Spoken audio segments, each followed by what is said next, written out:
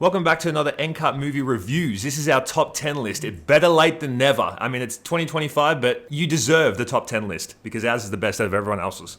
You're goddamn right. Now, obviously, we haven't seen every single movie that came out last year. I wish we could. I wish we had the amount of time to be able to do that, but we haven't. So this is the top 10 movies that we have actually seen. But without further ado, this is our top 10. Coming in at number 10, a movie that we actually saw late in the piece. We didn't even do a review on this movie because we saw it so long after it came out, but we just heard from so many people, like, you have to see this movie. All hope isn't lost for kids' movies. This movie is almost showing you, like, what you're missing from when you were a childhood, from the movies you used to watch, and that is The Wild Robot. It's just a great family-friendly, feel-good movie that really gave me similar vibes as something like Ice Age, and I thought that was a really good return to animated movies because I feel like there hasn't been a lot coming out recently. I mean, aside from Inside Out and things like that, but it was just a really good return. It absolutely could be a cult classic, this film. Yes. Absolutely. Very similar to, like, essentially The Iron Giant. And coming in at number 9, Conclave, another film that we saw very late in the year. I think in America it released in December, but for us it was the 1st of January, so we're actually going to put this to the December. This one's a technicality, people. Yeah, it technically came out in Australia in 2025, but in America came out in 2024. And if you look up the date of it, it still says 2024, so apparently Australia doesn't matter. Anyways. We don't. We do.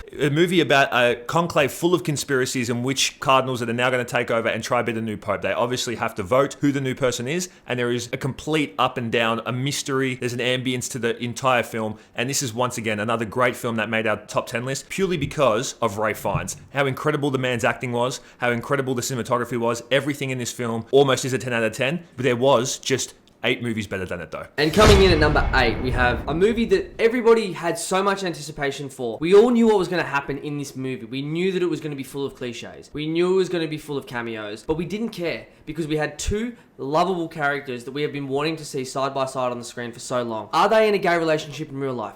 Potentially. But we accept them for that because they're just the greatest guys ever. And that is Deadpool and Wolverine. Hugh, Ryan, their chemistry is palpable. Because they're best mates in real life, it would be so easy for them to act in a movie as friends as well. The cameos that came in, they weren't just there for the fact that they were wearing a uniform or a costume and they're like, oh, look who it is. No, they actually played their part and did their bits. I mean, Channing Tatum, the most memorable cameo you're ever going to see in your entire life. I still quote what he says in that all the time. And it also shows that Marvel missed a trick or Fox missed a trick and that he should have been Gambit years and years and years ago. Are they going to now make another 3 of them and completely drown out how good it was? Probably, but we'll always remember this first one as being the greatest one. Another 90 years, Hugh. Another 90 years. And coming in at number 7, the movie that made you guess at every turn. What even is this film? Is it a conspiracy? Is it a slasher? Is it a horror? Is it a thriller? It's the one and only Heretic. This movie should be higher up on most people's list. It has all the hallmark qualities of a phenomenal film. Hugh Grant's amazing performance and keeps you guessing, is he really the good guy or is he playing this absolute terrifying human being that can get one up on these 2 girls, Sophie Thatcher and Chloe East? Can he manipulate them just the way he wants, or are they going to outwit him because he's underestimated who they really are? This film deserves all the praise. There's really nothing bad to say about this film. And if there is, we have reviewed it, so go check that out. This movie is Heretic, and it is at the number 7 spot. Coming in at number 6, we have a movie that everyone was sort of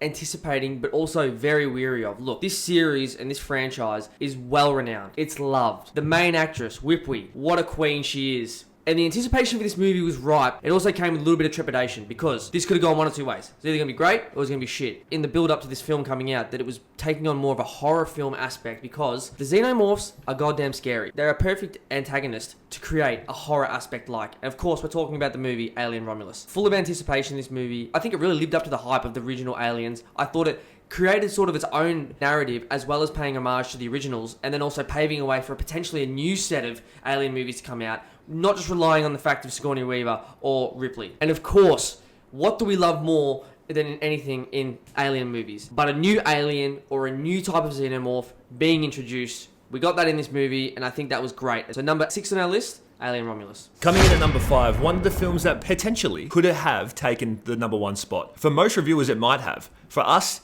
it is at number 5 because there were some amazing films this year, and this film is Dune 2, from the musical score by Hans Zimmer. The cinematography was absolutely incredible. The takeover acting of all the star-studded cast. This film deserved the big budget. It deserved all the praise. And it's very hard to put this number 5, but it is one of the best films of 2024. I remember I said in the review that, which you can go check out on our channel, we didn't like the fact that Timothée wasn't believable in that scene. I want to take that back. I watched it again. I am fully a part of the Timothée train. Unfortunately, there is some movies that did get ahead of it, and that next one is... And coming in at number 4, it's The Substance. Now this movie had a lot going on with it, and when it came out, me and Josh didn't actually see it, but then you just heard talkings about it. Talkings about the performance that Demi Moore put on. Talkings about the performance that Margaret Qualley put on. So we had to go and see it. And it didn't disappoint. Did it freak us out? Yes. Did it put you off wanting to eat your food for a while? Yes. But it also perfectly showed the beauty standards and how ridiculous they are in Hollywood. And not just in Hollywood, in all greater life,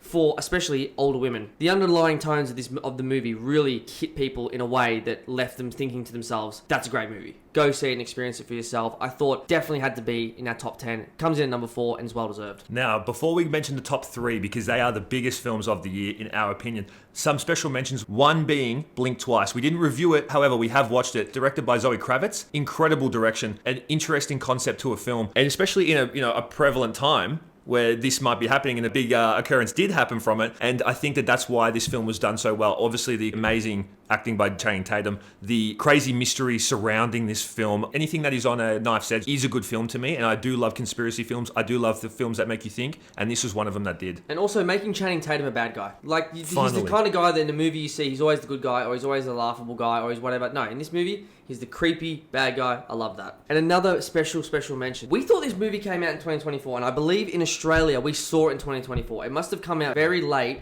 in December of 2023. Throughout the whole year, I had this movie in my top 3, but it turns out it actually came out in 2023. So, special mention to one of the best movies I've ever seen in my life, The Iron Claw. Zac Efron's performance. I mean, there needs to be no explanation explained for this movie. The way he put the performance he put on. Wasn't allowed to cry for the whole film until that last scene, and wasn't just so gut-wrenching. The story of the Von Erich family. Tragic. Death everywhere. Kevin Von Erich, who was the sole surviving brother. What a movie that was. That's a special mention, even though it didn't come out in 2024. I thought it did, it didn't, but that's a special mention, and it was the movie 2023. Also, a quick shout out as well to Geordie's doppelganger in that film, who is incredibly acted. I mean, he's in The Bear. I need fucking hands. I need fucking hands. You know him from all these TV shows and movies. Incredible actor. He also added so much to Iron Claw. Now, getting to the top 3. This film for me could have taken number 1 because of how much I loved it. I could not pick one thing bad with this. This is how much I love this film. Smile 2, pinnacle of horror. Now, coming off Smile 1, you think, is it going to be just as scary? It's very hard to do considering Smile 1 was so creepy. It actually kept me up at night. That's how bad it was. Now, getting to Smile 2, the same premise. Everything in there, incredibly scary. Kept you on the edge of your seat. The way that they do the cinematography by flipping over the camera and you're seeing everything backwards. You're seeing everything upside down. The music is literally, the speaker is in your ear. That's how loud it is in there. The way that they allowed the characters to be so confused and also seeing from them from different perspectives. Just how overall horrifying this film was takes the cake for me. I can't believe it's at number 3, but it is at Smile 2. And coming in at number 2. Now, if you've watched any top 10s of 2024, this movie was either at the top of the list, at number 1, or it was in the top 3. It snuck in by the thinnest of margins, coming out very late in the year, but it definitely shows that they saved the best for last. Now, it comes in at number 2 for us because our number 1 was just that stayed with us for quite a long time and had the GOAT in it. But this movie was an homage to a movie that's been done a few times, and of course, we're talking about Nosferatu. Bill Skarsgård's job as Count Orlok. What a job he did. That movie was great. I mean, Robert Eggers, he is becoming one of the best directors in Hollywood, especially for these opaque, bleak, medieval throwback movies. Lighthouse, Northman, now Nosferatu. You can't go wrong with this man. And if he's got Willem Dafoe in it, you know that movie's going to be good, and pencil me in for it. Nosferatu, now not being our number 1, could be controversial, but it comes in at number 2. What a great film. Now, the one you've all been waiting for, number 1. What is our number 1? It is a horror film. This film does have the GOAT in it. This film is shot like no other film. It does build up anticipation and makes you not sleep for weeks. And now, at 2024 Movie of the Year, can I get a drum roll, please? Adding that in for After Effects.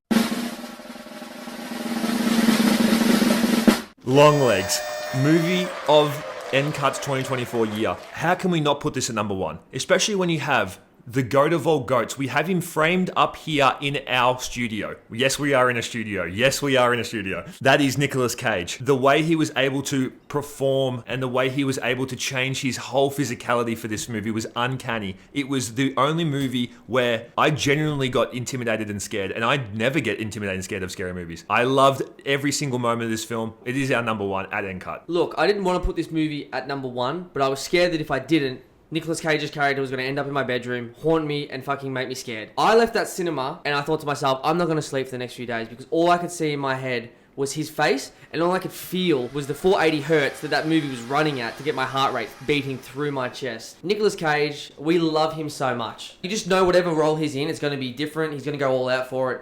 This was nothing different. Different people will have different feelings about Longlegs, but for us, that movie stayed with us the most of the year. We still talk about it every day with that movie because it was so weird, so different. What a movie. So intriguing. We love Nick Cage. Shout out to Longlegs, our number one. Thank you guys for watching. If you enjoyed the first ever NCUT wrap-up of 2024, don't forget to leave a subscription. There will be more TV shows, gaming this year, next year, so hopefully, this year, fucking hell. Yeah. There will be more TV shows, gaming, and hopefully new content that we will think of. Let us know what you think. Also, we're constantly playing games, but we find it hard to find time what to play. So, if you want to see something, let us know and we'll play that game. Also, if there's any other movies that we have forgotten, don't forget to drop that down in the comment section so we can watch them and hopefully chuck them into our new top 10. Did you agree with our top 10? I would love to know everyone's comments. And if you didn't agree, drop your top 10 in the comments. Let's compare.